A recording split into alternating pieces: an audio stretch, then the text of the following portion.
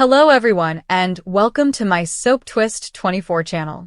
I hope everyone is having a wonderful day.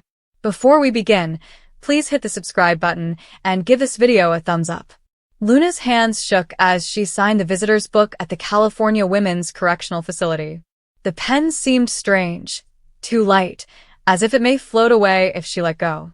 She had rehearsed this moment for weeks, if not months, since the private investigator's email arrived in her inbox with a single attachment, a mugshot and the words Sheila Carter.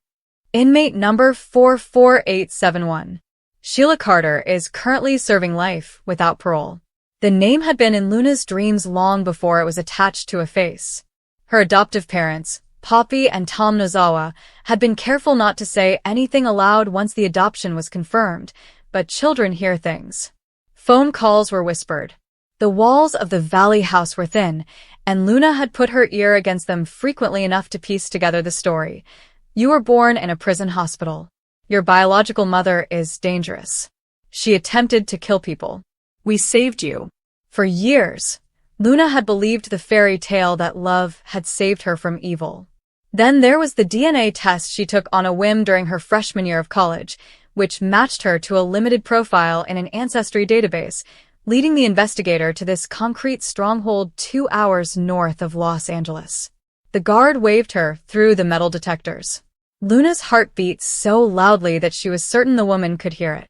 She had dressed simply, jeans, a white t-shirt, no jewelry, and hair in a low ponytail, to avoid giving Sheila ammo. She didn't want to come across as the rich girl nurtured in a Bel Air mansion while her birth mother rotted in a cage. She did not want to resemble Lee Finnegan's niece or Bill Spencer's almost daughter-in-law. She just wanted to seem like she belonged nowhere, which was exactly how she felt. The visiting room smelled of bleach and old coffee. Rows of scratched plastic chairs confronted scratched plastic tables affixed to the floor. A few convicts were already waiting, with visitors pressing forward in whispered, frantic talk. Luna chose the farthest table from the others. Her legs could hardly carry her there. Then the door on the other side opened. Sheila Carter walked through in an orange jumpsuit that was 2 sizes too big, her cuffs rolled up, as convicts do when they refuse to let the system decide how their garments fit. Her hair was still black and long, drawn back sharply from a face that had aged faster than Luna had anticipated. The famed beauty remained, but it had been harmed by years of fluorescent lighting and hatred. However, when Sheila's piercing, predatory blue eyes met Luna across the room, something electric flowed between them. Recognition. Hunger. Terror. Sheila's lips curved slightly, but not quite into a smile. The guard pointed her to the table. She walked carefully, as if relishing each step that brought her closer to the daughter she had never held. Luna stood because sitting seemed too exposed. Her throat had closed. She had practiced 1,000 beginning lines, some cold, some curious, and some furious, but every word vanished the instant Sheila got close enough for Luna to smell the cheap jail soap on her skin. Sheila paused an arm's length away. "You came," she whispered softly, almost reverently. "I wasn't sure you would." The guard indicated for them to have a seat. Luna's knees buckled, rather than bent. Sheila sat opposite her with the fluid ease of a lady who has previously walked red carpets and penthouse terraces before beginning to traverse prison tiers. Luna discovered her voice. "I almost didn't." Sheila's eyes moved across Luna's face, as if she were memorizing it. "You look like me," she remarked softly. "More than just photos. God, those cheekbones." "Those eyes are Finn's, but the color is mine," Luna said sharply. "Don't talk about Finn like you have any right." Sheila's mouth pinched, but she nodded once to take the reprimand. "Fair. I've earned it." The silence lingered. Luna pictured herself yelling, crying, or even throwing up in satisfaction as she watched Sheila beg. Instead, the air between them felt unusually brittle, like if one wrong breath could break it. "Why now?" Sheila inquired. "After all these years of silence from your end?" Luna gulped. "Because I am tired of lying. Everyone in my life, my mother, father, Aunt Lee, and even Bill, decided who you were for me. And I needed to see for myself. I'm not sure yet." Luna's fingers curled into fists on the table. I reviewed the court transcripts. I watched some news footage. You shot your own son. You left Steffi to die in that alley. You held individuals hostage. You faked your own death several times. How do I reconcile this with the woman who looks at me as if I'm the only good thing she's ever made?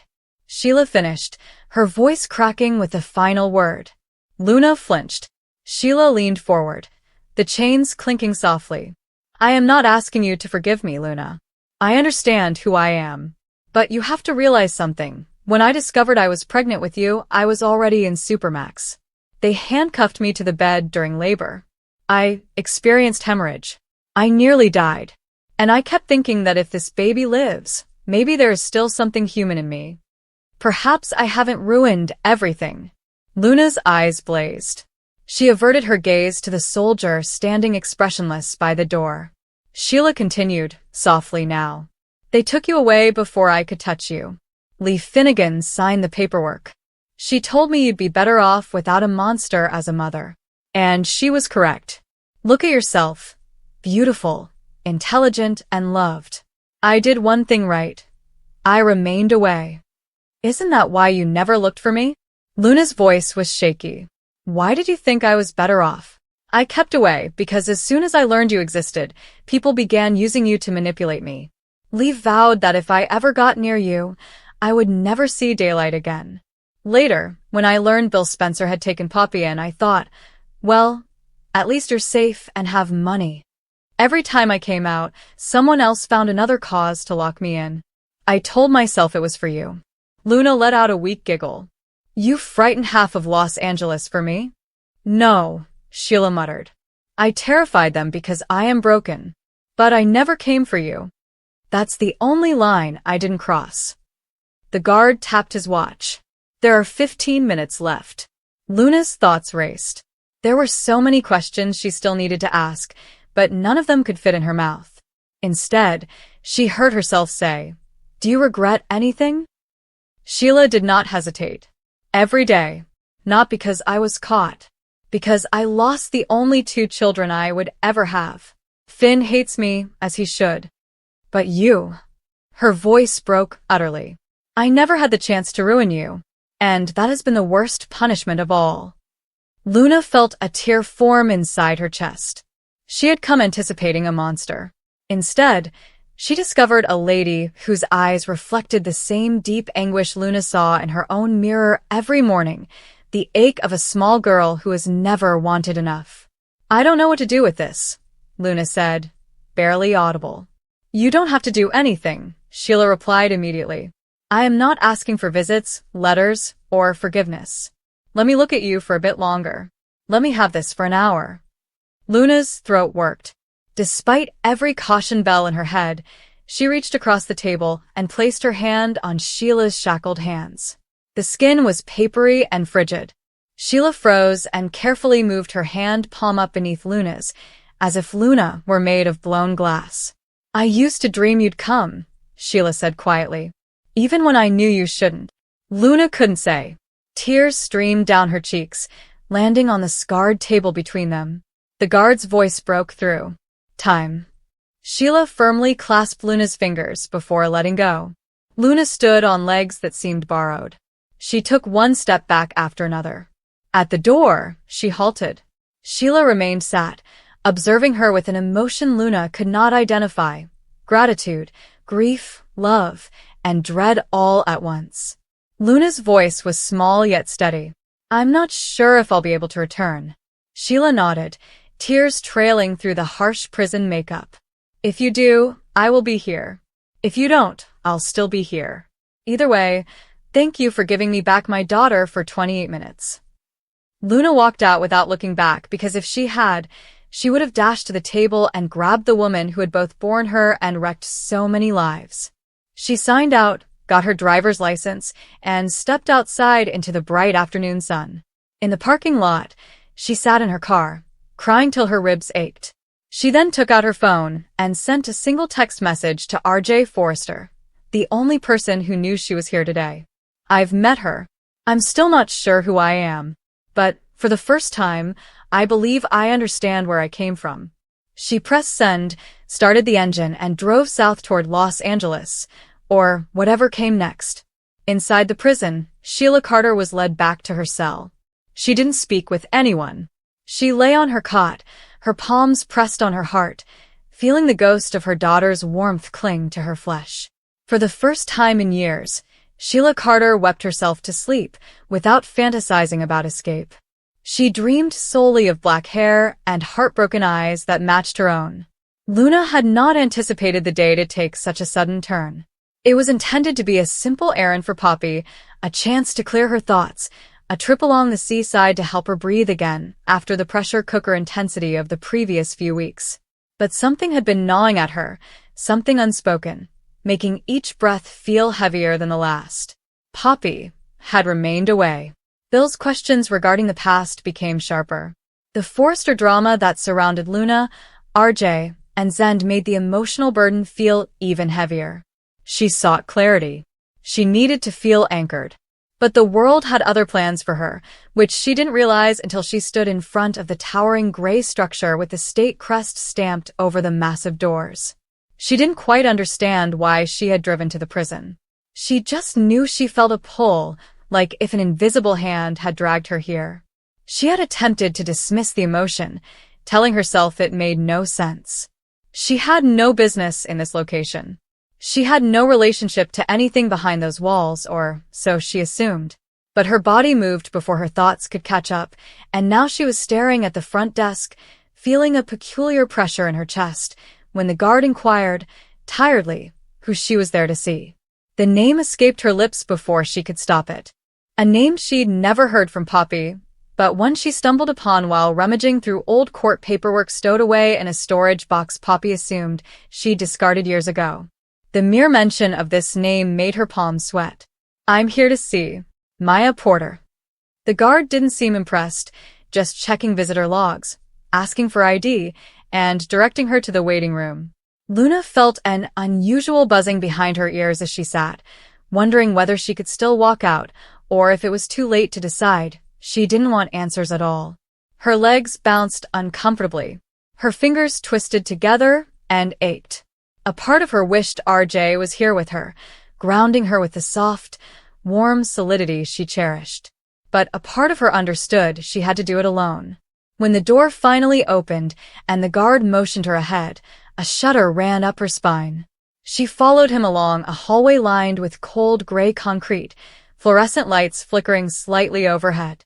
The air smelled like bleach, metal, and something else, possibly old papers or the weight of too many forgotten memories.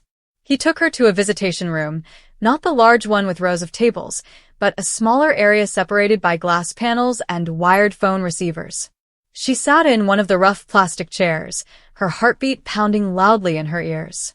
A door opened on the opposite side of the glass. A woman entered, escorted by another guard. She was dressed in a state-issued uniform, with her hair tightly pushed back and her posture stiff. Her eyes, however, quickly drew Luna's attention. They were sharp, searching, and full of something Luna couldn't identify. Maya Porter sat across from her. For several seconds, they just stared at each other. Luna had no idea what she expected: anger, confusion, dismissiveness, but what she saw instead was a spark of surprise. As if staring at Luna had pierced a memory that Maya had worked so hard to forget. She picked up the phone first. Her hands trembled slightly. Luna forced herself to do the same. "Who are you?" Maya inquired, her voice roughened by years, cigarettes, or too many suppressed emotions. Luna gulped hard. "My name is Luna. Luna Nozawa." Maya blinks. Her hand tremor intensified. Something constricted in her jaw. "Nozawa," she said carefully, as if chewing on the name. "Are you Poppy's girl?" There it was. Maya was well aware of her identity. Luna's pulse quickened. "You know my mother," Maya said, laughing dryly and without amusement. "Your mother," she muttered. "Is this what she told you?" Luna's stomach sank. She wasn't sure why. Poppy had always said it with perfect certainty. She was her mother, she had raised her alone, and she had given her everything she had. But something about the way Maya stated it made the air feel colder and harsher. "Yes, Luna replied firmly, her voice faltering. Poppy is my mother, Maya said, looking at her closely. You look like her, she commented. But there's something else. Something in your eyes. Luna's breath caught. Why am I here? She asked softly. Why do I feel as if you know something I don't? Maya moved closer, her fingers gripping the phone receiver. Because there is. Luna's entire body stiffened. She didn't sure what to expect, but Maya's comments hit her like a tsunami. She held the receiver more tightly, bracing herself. Poppy isn't the one who gave birth to you, Maya told me. I am. Everything inside Luna froze. She did not move. She did not blink. Her mind couldn't quite absorb what she'd heard. It felt like she was seeing herself from afar, as if this moment couldn't be real, as if she had stepped into someone else's life. That's not possible, Luna said quietly. Maya shakes her head. This is the truth. I gave birth to you 19 years ago. Poppy raised you because I couldn't. Her throat clenched noticeably. I made mistakes. Big ones. Luna's chest constricted severely, and her breathing became shallow. Why didn't she tell you? Because she didn't want you to know who I am. What I was. Maya's eyes glistened with remorse, raw, unfiltered, and filled with memories she was clearly ashamed of. I was not ready to become a mother. I was reckless. I believed I could outrun everything. But I could not. I made poor decisions and became involved with the wrong people, but Poppy intervened to help. Luna swallowed, her throat scorching. Why now? Why inform me now? Because you came, Maya answered simply. And because you deserve the truth. Luna shook her head gently, pushing back the rush of emotions that rose within her. Betrayal. Confusion. She couldn't describe the weird, hollow aching she was experiencing. I don't understand, she replied gently.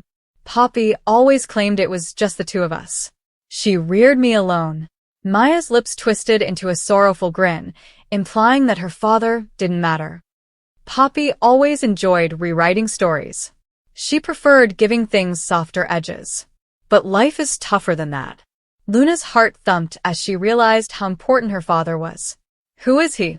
Maya paused. The gap seemed uncomfortably lengthy. Luna froze when she said, I don't know his real name. What do you mean you don't know? He utilized aliases. Different ones. I met him at a moment when I was not thinking clearly. He vanished before I realized I was pregnant. Maya's gaze hardened.